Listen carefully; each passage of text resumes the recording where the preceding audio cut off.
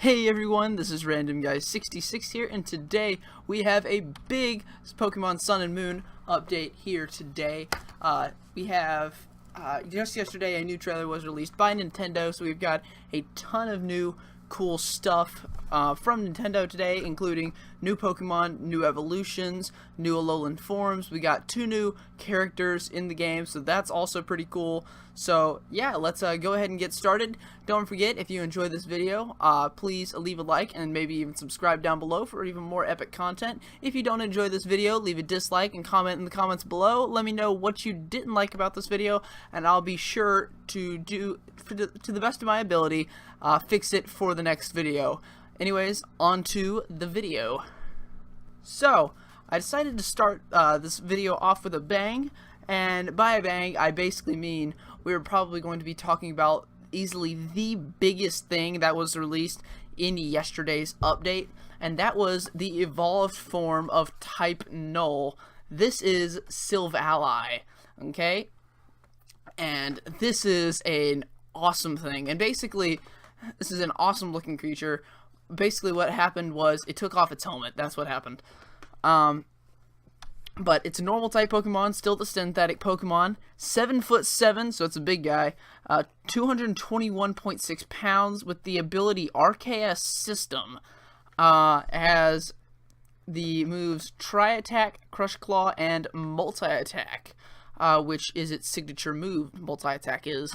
So, when type Null gains a partner it can trust, it deliberately destroys the restraining device it wears. Once released from that heavy mask, the Pokemon's speed increases substantially. Freed from the restraining effects of its mask, Silvally's senses are heightened and it reverts to its natural temperament.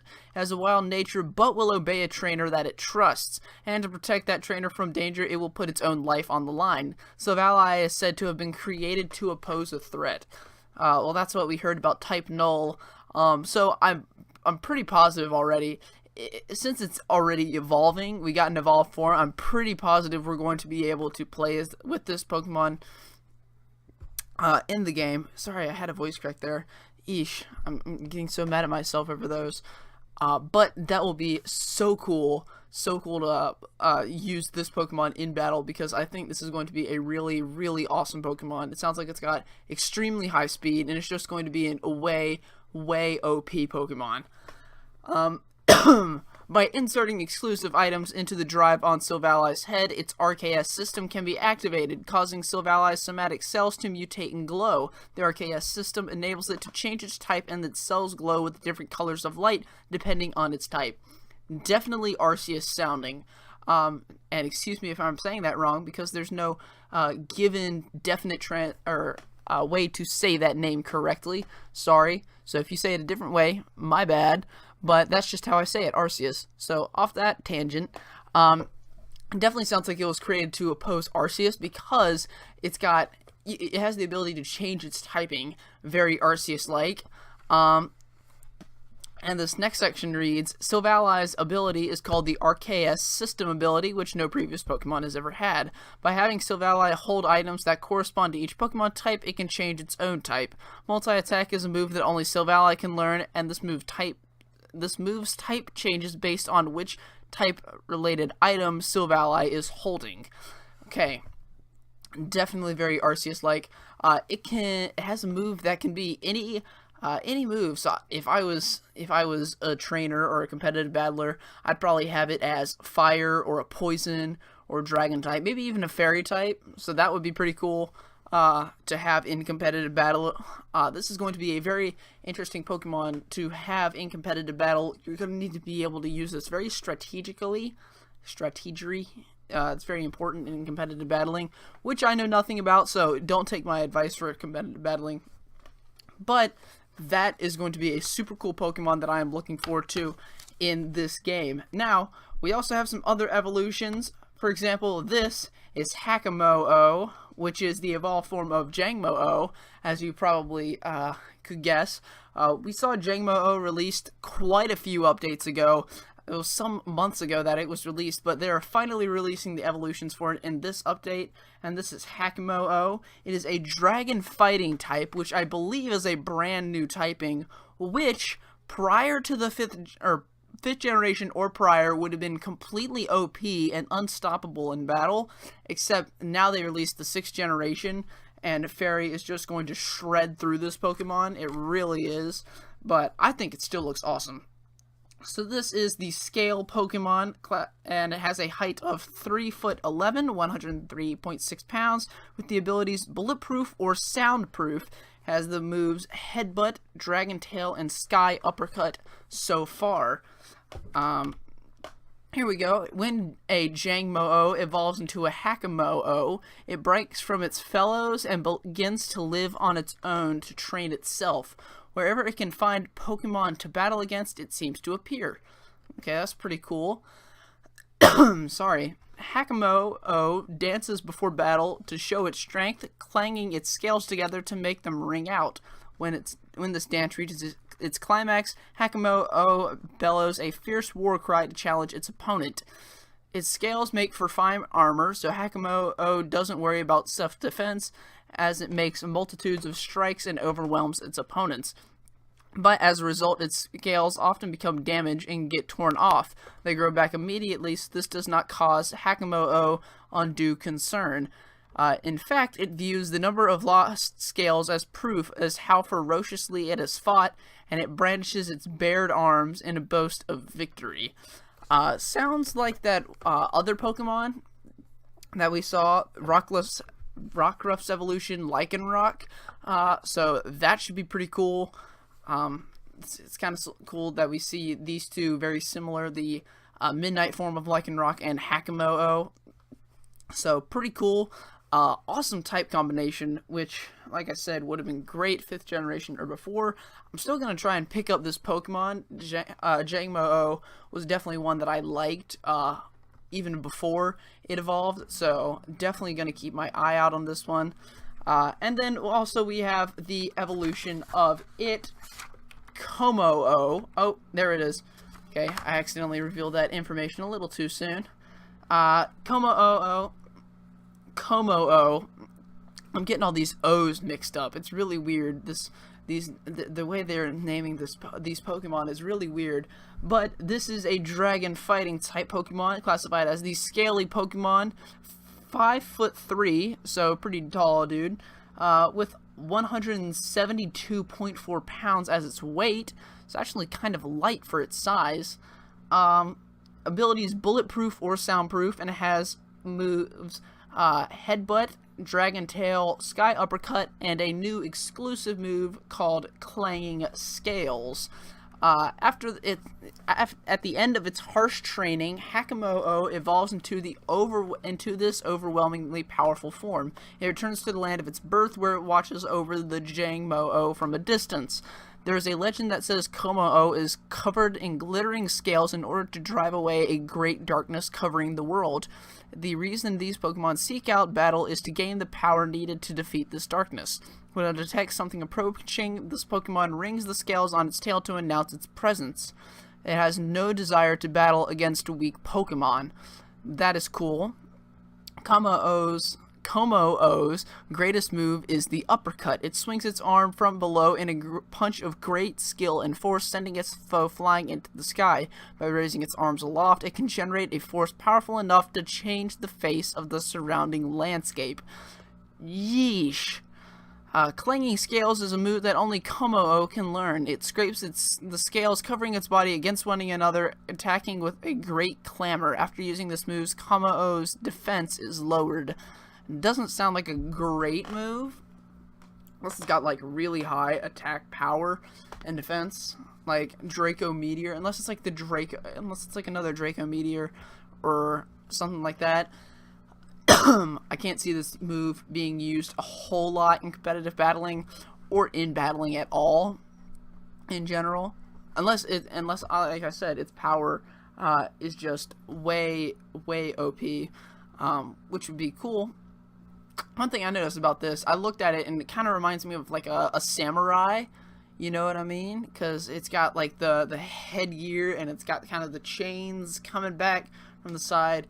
If you could see my hand, I'd be motioning and everything, but unfortunately you can't see my hand because I have no face cam.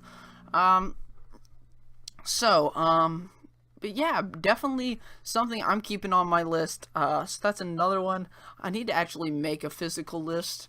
I need to write down all the Pokemon I'm wanting on my team. So I've got like Rowlet, Jangmo-o, like Salandit I want on my team. I'm probably gonna want a Fairy type or something to counter all these, or counter at least this. Because if you're using this competitive battle and your opponent doesn't have a Fairy type on their team, then they're pretty much screwed. I would think, at least, because I think this would probably just eat up through half their team at least. So that's pretty OP Pokemon here. Pretty cool indeed. Next, we have Steenie, which is the evolved form of Bounsweet. It is a grass-type Pokemon, classified as the fruit Pokemon, 2'4". So it's a big Pokemon. Surprisingly big. You would think it's a little smaller than that, but 2'4" is actually a pretty decent size.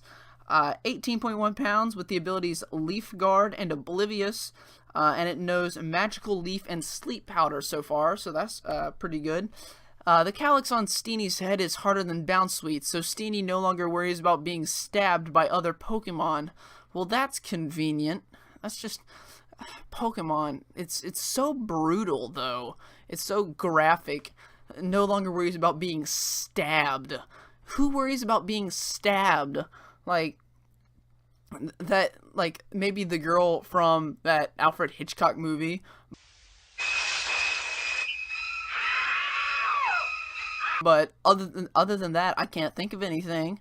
As Bounsweet, this Pokemon may have preferred to run away from others, but now Steenie and other Pokemon can play together. Oh, well, that's sweet. Upon evolving, this Pokemon's fragrance becomes even more delectable, but it also gains a tomboy-like personality. Living together with one is quite the ordeal. As it moves around, it sounds like it spins on its calyx, striking nearby objects, but Steenie couldn't care less. Fun. Steenie unleashes combo moves by using the calyx on its head and its hard legs. First, it smacks opponents with the calyx on its head, and when the opponent flinches, it lands a whacking great kick. That usually does the trick. Not gonna do the trick against my freaking kommo-o, but good luck there, Steenie. But pretty cool, I guess. I've never been a huge fan of the second evolution, or the first evolution. The second evolution is generally what gets to me. So the second form, I guess you could say, second stage. I guess technicalities, I guess it would be the first evolution because it's evolved once. But second evolution is generally much cooler than the first. And in this case, that is definitely true because we have got Tsarina, I believe. Tsarina. So looks like Zar and Ina. Zarina, I think that's how you say it.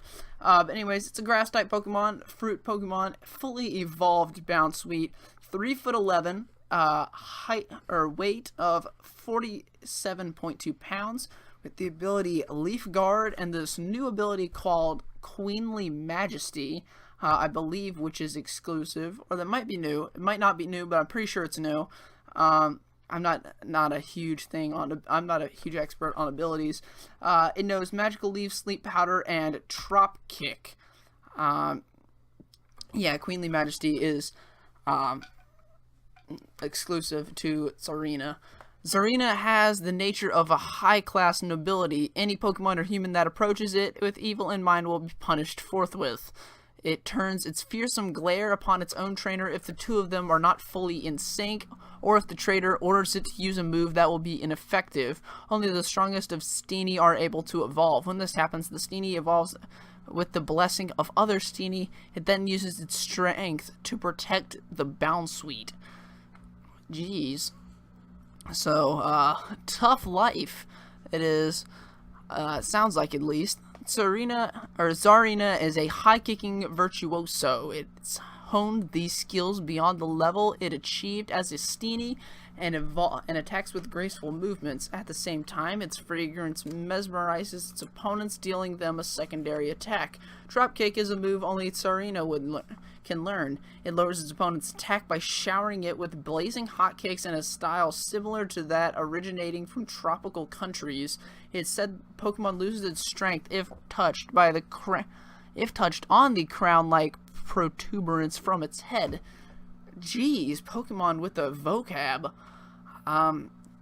Some Tsarina have the Queenly Majesty ability, which no other Pokemon has previously had. The effects of Queenly Majesty are so intimidating that it prevents opponents from using priority moves. So it cancels out priority moves. That's pretty good, but it's only Grass type. It sounds like a very physical attacker, though, which is pretty cool. Dropkick, I'm not sure. I mean, as far as Pokemon exclusive moves go, this doesn't sound like a greater one. I'm afraid that it's a special, or not special. What's the word? Forget. Not a physical attack, not a special attack, not status. I forget. But it sounds like it only lowers attack, and that's pretty much it. I'm not sure if it actually, like, decreases, or if it actually does damage to your opponent. But Queenly Majesty, though, that sounds pretty good. It prevents opponents from using priority moves. Priority moves can definitely change the tide of a battle pretty quickly, so that's definitely pretty interesting. So it's going to be a debate. Depends on Tsarina's stats, I guess. You don't want to have 2 grass types on your team, so it's going to be a debate. But then again, if you're a competitive battler, then I guess it doesn't really matter. But that Queenly Majesty ability sounds pretty interesting. So, but now we also have some Alolan forms. Oh no, wait, no we don't. We have one more evolution to go before we have some Alolan forms, and this is Ribombee, and that is the evolved form of Cutiefly. Okay, so no Alolan forms yet, but this cute little thing is a bug fairy type, classified as the Bee-Fly Pokemon, 8 inches tall, very small, and has a weight of 1.1 pounds, has the abilities Honey Gather and Shield Dust, and it knows Fairy Wind and Dazzling Gleams. That's pretty cool.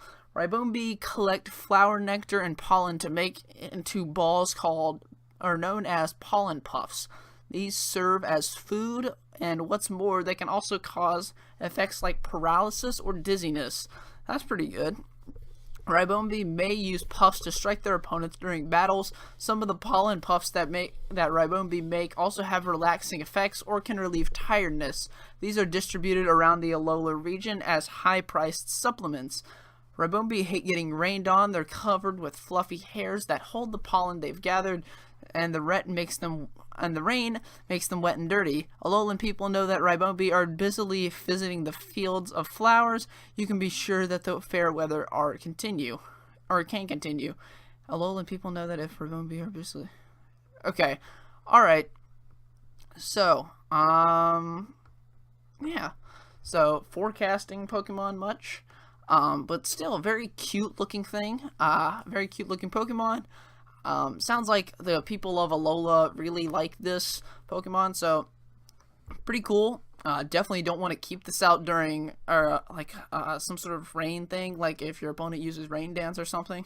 I don't know what I'm talking about. I need to stop going on tangents. But now we're on to Alolan forms, like I promised, and as you can see here, we have Alolan Grimer.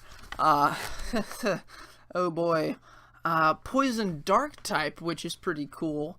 The Sledge Pokemon, height of 2'4", 92.6 pounds. Jeez, what did you eat?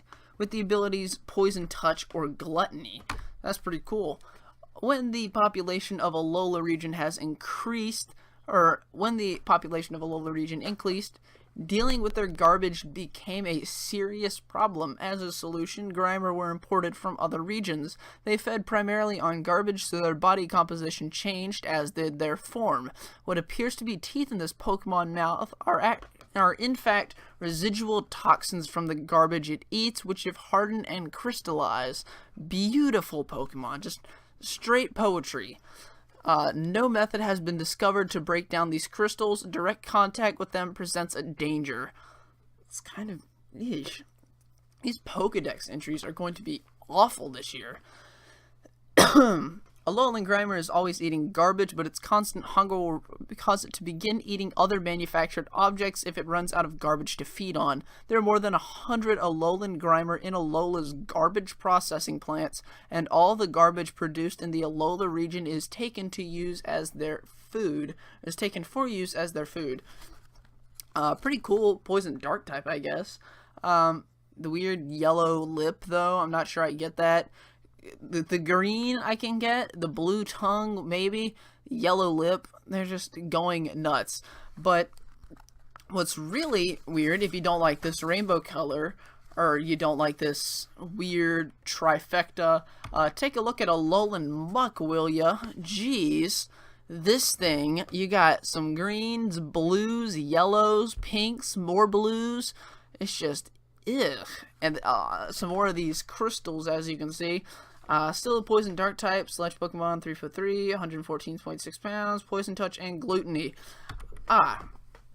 Alolan Muck eats whatever is in reach without pausing, and it feels the sharp pangs of hunger, or if it feels the sharp pangs of hunger, it runs amok.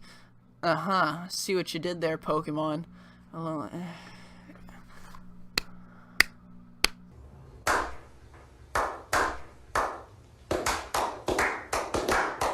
Fantastic. It's thought that the ferocious appetite stems from an inability to maintain its energy levels without constant influx of toxins. Toxins have accumulated in Alolan Muck's body from its steady diet of various waste products and manufactured materials. This accumulation has brought about a chemical change, producing a new kind of toxin. Great, and even more toxic, or toxious muck, I think. It has the same poisonous crystals as Alolan Grimer. Wait, they're poisonous? I didn't know they were poisonous. They didn't say they were poisonous. Did they say they're poisonous? I don't think they said they were poisonous. But they're not limited to the mouth. They extend from all over the surface of the body. Ooh, even more dangerous. Alolan Muck uses them to attack, just like other Pokemon use their fangs or claws, except these are poisonous. These highly toxic crystals are easily knocked to use, making them extraordinarily dangerous. You don't say. The Grimer and Muck in Alola region produce and store their toxins within their bodies, so unlike a Grimer and Muck in other regions, you won't detect any unpleasant aromas when you draw near one. So silent but deadly much? Jeez. Poison dark type, that's pretty cool, I guess. Sounds more like a physical attacker now than a special attacker, so that's pretty cool. Not sure I'm a huge fan of many of these Alolan Pokemon. Just my personal preference, but you know, who knows, depending on who you are, you might really like some of these other Pokemon. Alolan Sandslash might really appeal to you for some strange reason, because even though it's slow as crap, it might really appeal to you. So anyways, that's it as far as Pokemon go. I know it's already been 20 some minutes. That's pretty great, isn't it? Just fantastic. But we have two new characters to go over before we leave today, and those characters are Trial Captain Ilama and Island Kahuna Olivia. So first, let's start off with Ilima, sorry. Ilima, not Ilama. I've been thinking llama all day because of this one trainer. An expert in normal type Pokemon, Captain Ilima graduated from the trainer school and is a hero to the students of that school. No way I'm losing to this person.